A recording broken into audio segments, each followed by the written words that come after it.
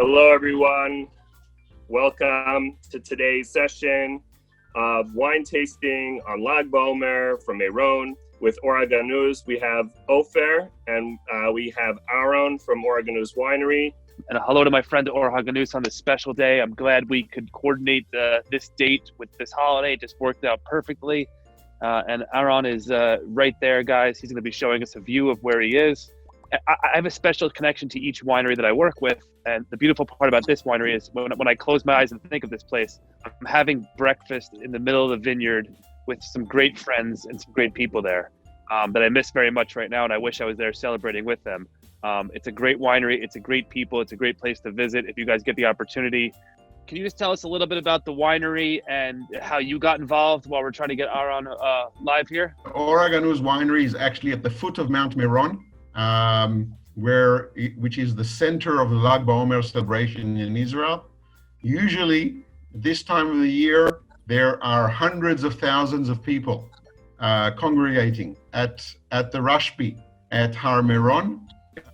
Amazingly, as a representation of the times, there are about 50 people there now only. The whole area has been shut down and locked down to avoid people congregating during this difficult time. Interestingly, the whole celebration of Lag BaOmer is to celebrate the end of the plague of the times that Rabbi Akiva's disciples were dying from. So the whole idea of Lag BaOmer is basically to end a plague. Okay, so hello to everyone again. I hope everyone can hear me now.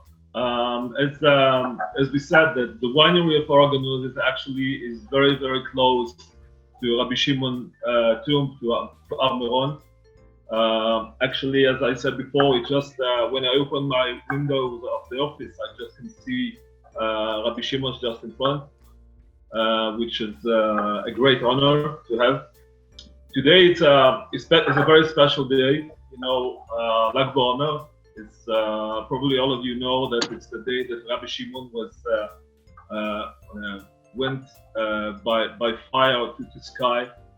And the day that there was, and he asked that the day that he was dying will be a day of celebration, because Rabbi Shimon, as he brought, as Moses brought the Torah, Rabbi Shimon brought the inner Torah, the secret of the Torah to the people of Israel.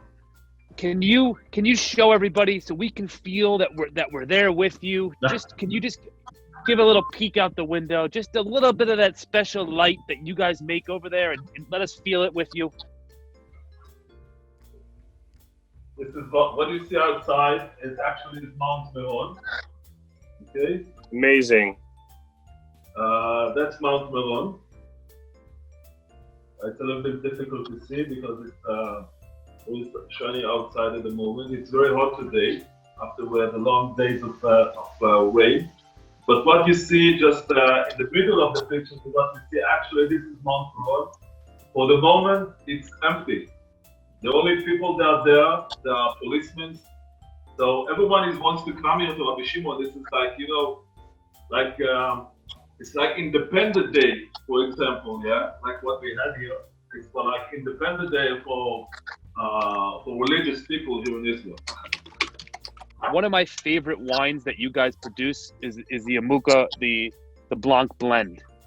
Yes. Can you tell me a little bit about that and why it's so successful on a beautiful hot day? Okay, Amuka, Or Haganuz Amuka Blanc is what I have here. Is a blend of 60% Sauvignon Blanc, 40% Chardonnay. It's a dry white wine with a delicate aroma of citrus flowers. It expresses very nice the flavors of the fruit. Actually, this is one of the favorites here in for what is going to be now in Chag Shavuot. A lot of people in Israel Michael, I have a question also for you. Yes. Also from the Amuka series, there's a new wine that just came out called the Amuka Light. Can you talk about it? How it's been introduced here in the U.S.? Aaron made a great wine, but can you just talk about how it was introduced here to the U.S. and what's going on with it? Yes. Well, it was introduced early this year. 9% alcohol, a proprietary process that we're doing at the winery, and the wine was received very successfully. It sold out almost immediately. It fit the market niche perfectly for people who wanted a little bit lighter wine.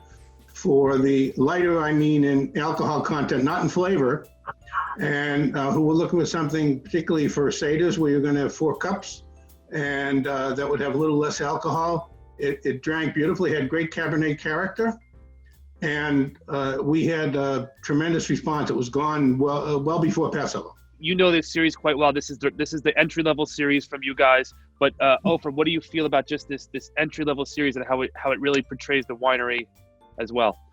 Well, first of all, it has something for everybody. There's reds. There are 3 reds in the series. There's a rosé in the series. There's the Amuka Blanc, and there's a Gewürztraminer. So there are actually 6 wines in this series. And we now added the Amuka Light as well, which is a great specialty item for people who prefer a lower alcohol wine, whether it's for Pesach or for any time at all. Value for money. It's a great series representing value for money, and it's a great series representing the area of Or Haganuz. Are any of these wines mevushal, Aaron?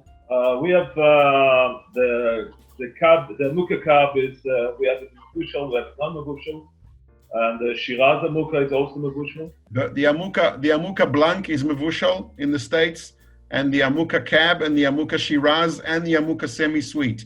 So there are 3 reds mevushal in this series, and the Amuka Blanc. And just transitioning through the varietals, talk about how white wine has maybe impacted in your community or in the business as well. Have you guys seen more white and more rosé? Maybe Michael, I'll throw that to you first. Have you seen more white and more rosé? There's definitely been good growth in the white wines. Rosé is, as everybody sees, the rosé is. It doesn't seem to. Almost in every brand, rosé is really growing. The Amuka Rosé is really a nice wine. It has nice body, nice character. Drinks very softly, very nice. The Blanc blend the new blend was released in 2018 vintage, and it has been a real success. It shows good character, and the Chardonnay and Sauvignon Blanc blend really complement each other. They marry very well, and they have a good acid balance, so it drinks really nicely with food. Really nice wines. Where do most of your grapes come from? All of our vineyards are here from Meron. It's actually on the foot of Mount Meron, most of them, and all the others is around. But it's here from the Upper Galil, from the heart of the wine region in Israel, which is the Upper Galil. It's one of the few wineries, to everyone on this call, this is one of the few wineries that has the control of all their grapes right in their backyard, right where they are in Israel. Would you rather be in the laboratory, or would you rather be getting your boots dirty in the vineyard? Well, that's a very difficult question. That's a difficult question. Actually, at this time of the year, of course, I like to be more in the vineyard instead of being here. This is time of bottling, and the way I have to, I can run away. I go to the vineyard to see how the beautiful grapes are getting. Listen, I also have great stories about each winery. I see that our one of Nathan Herzog is joining us on the call today. I'm going to unmute him for a second. When I visited the Or Haganuz a couple years ago, I actually saw Nathan's son there, and it was very cool to be able to see him and connect everything. So I'm going to throw a question. I want to have Nathan maybe chime in here for a second. I'm going to pin him. Nathan, good morning. How are you? Good morning, everybody. Hello. Wow. Seeing Meron, I got to see some more pictures of Meron live. It's so appropriate to have Or Haganuz, Lag Ba'omer, and Meron. I got to see a little fire, and I got to see the background of Meron, guys. Come on. Okay. Nathan, I know that you've been to the winery before up to Or Haganuz. What is Or Haganuz special to you? I know you have a lot of wineries you in your world, but what does Or Haganuz mean to you special? You know, it's interesting, Josh. We talk about it quite often, and we have many Israeli suppliers, as everybody knows, especially our good friends at Kosherwine.com. We have from the big ones to the medium ones to the boutique to the very boutique. Thank God we know how to manage a portfolio of many different wineries. But to be very honest, driving up to Or Haganuz, and I was there, I see Ofer on the video. Hi, Ofer, how are you? When I drive up to Or Haganuz, it's something spiritual, which is very rare, because you're driving, you're on the way to Meron, to the Shimon Bar Yochai, and wine, Nechnes Yain, Yotza Sod, Yain is 70, Sod is 70. So there is something spiritual in every wine we drink. But in my opinion, the spirit of Or Haganuz is something you feel when you meet the people. I mean, Oded and Ofer and Aaron, they're spiritual people. So it's something more than just drinking a great bottle of wine. There's a lot of, not to sound like a rabbi or something, but there's a lot of ruchni, a lot of spiritual going into the winemaking. And thank God we're lucky to bring those wines into America. And I think every time I open up a bottle of Or Haganuz, I'm touching Meron, I'm touching Rashbi, I'm touching something spiritual. And in addition, the wines are great wines. The other day I had a French blend, non-mavushal. Wow. What is the difference between semi-sweet, off-dry, dry wine, and there's other words in a lot of the wines? Can you explain it to us? If we take like the most, let's say, famous one, okay? Let's take the dry wine, yes, on one side, and the sweet wine on the outside, the other side, okay? Everything that is between will be like a semi-sweet or a semi-dry. The one will be semi-sweet, will be more close to the side of the sweet wine, and the one with semi-dry will be more dry, with close to the side of the dry wine. The difference between the wines with the production is the wine, the alcohol is made of sugar, and of course the grapes have a lot of sugar. Actually, grapes have like about 40% potential sugar more than table grapes, wine grapes. When you do the fermentation, the time of the fermentation, it means that how many sugar was fermented from sugar to alcohol. So if it's completely dry wine, that means that all the sugar that was in the grapes was transferred to alcohol. And if you do the semi-sweet or semi-dry, that means that less of the fermentation was doing. And this is how we manipulate while the fermentation. We decide which wine will go where to. Can you tell us a little bit about the Alima? What is no sulfites added?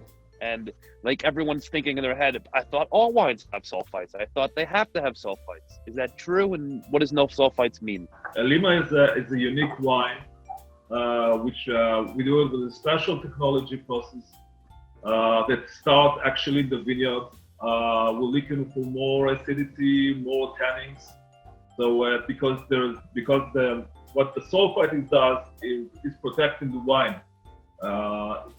It protects the wine from oxidation, and it gives the wine to keep it fresh. So we don't, for the Alima, we don't add any sulfite, which a lot of people like it very much because they don't want to have anything added to the wine. Other people have problems of having headaches or things like that, which is I don't think that really the sulfite is doing this problem, but there is the time of the fermentation. The time of the fermentation, the process produce a little bit of sulfite, and this sulfite is something that you can't do without it because this is it happened naturally. We don't add it any. And so every bottle, even it says that there is no sulfite, if you take it to a laboratory, you check it, even if it didn't show any time any sulfite, you take it to the laboratory, you check it, you will see some minor steps of the sulfite. But this is what we say, this is not added sulfite. And this is the way that we have to protect this wine all the time. This wine is kept actually in a different barrel room, which have a different standards of humidity and of temperature. Give me a little tasting notes on what when I'm tasting the Lima. What am I tasting? What makes it special? Give me a little tasting note. So the Lima is, of course, it's a red wine. You can do with no sulfite semi or sweet wine. It's made of Cabernet Sauvignon, Cabernet Franc. We do a cold, slow fermentation, and afterwards it's aged in French, most of it new age, new barrels.